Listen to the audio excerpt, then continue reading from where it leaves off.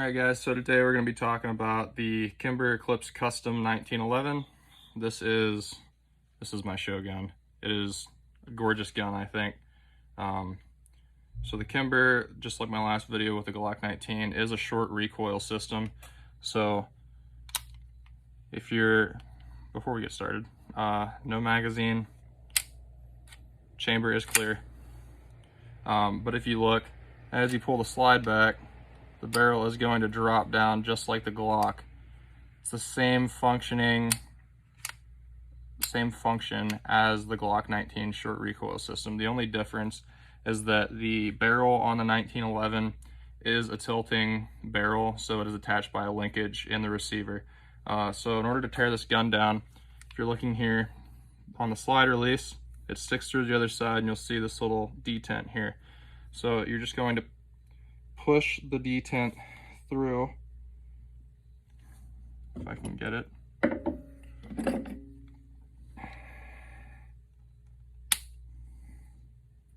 Oops. Oh, excuse me. You're going to have to pull the slide back. So you're going to line up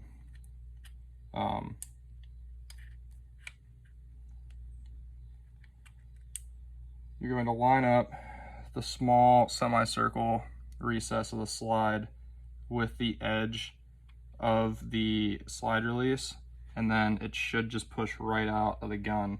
You'll just pull it out by hand, so your slide release is going to come out. And then, as you release the slide, you'll just slide it straight forward, and it will come right off the gun.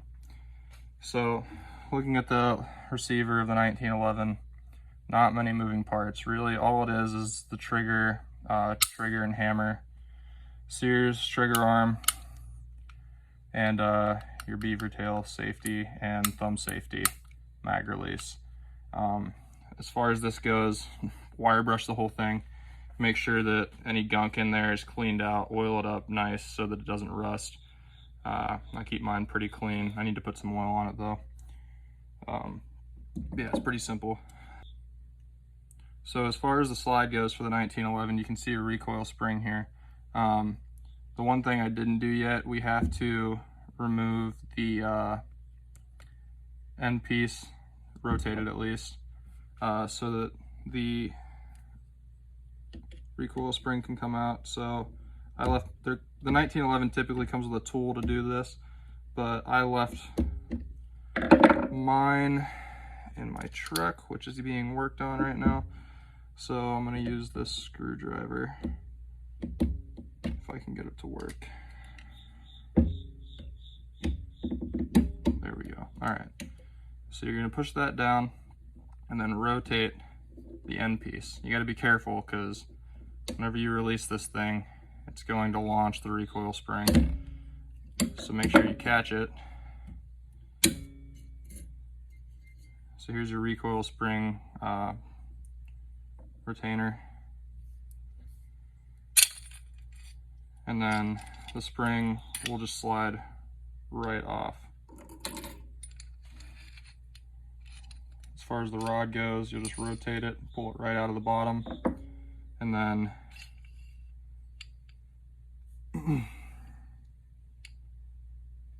it's been a while since I removed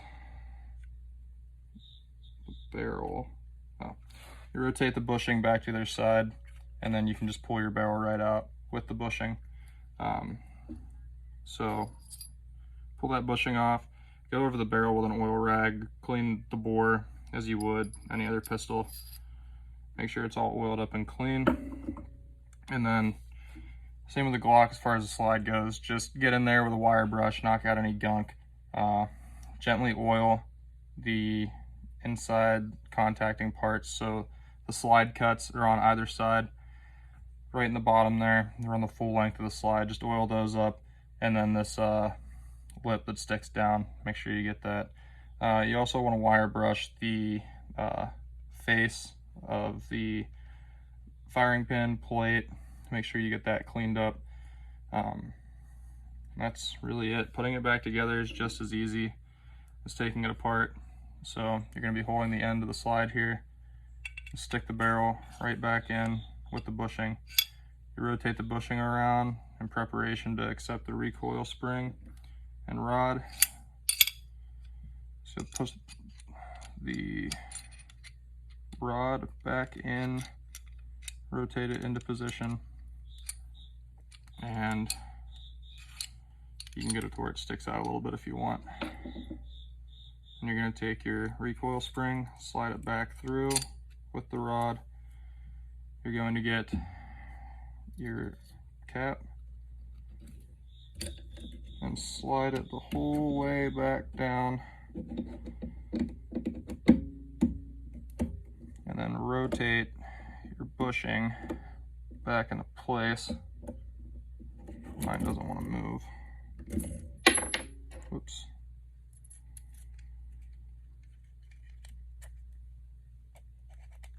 There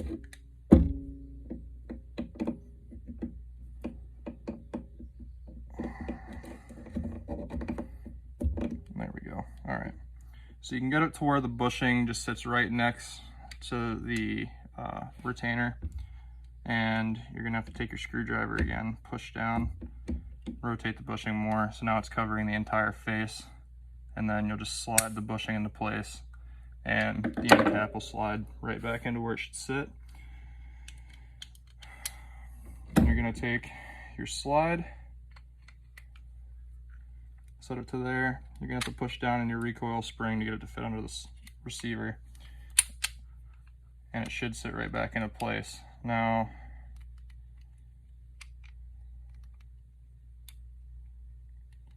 as you pull the slide back into position, the linkage will line back up with the slide release hole. You're just going to push the slide release back through, and then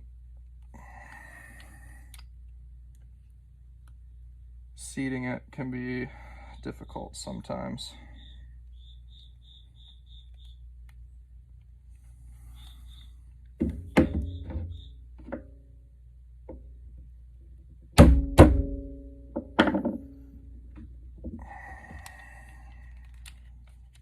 This has always been the biggest pain in the butt for me.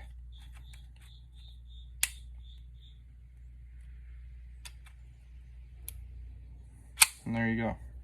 Slides back in, locks into place, gun's fully assembled again.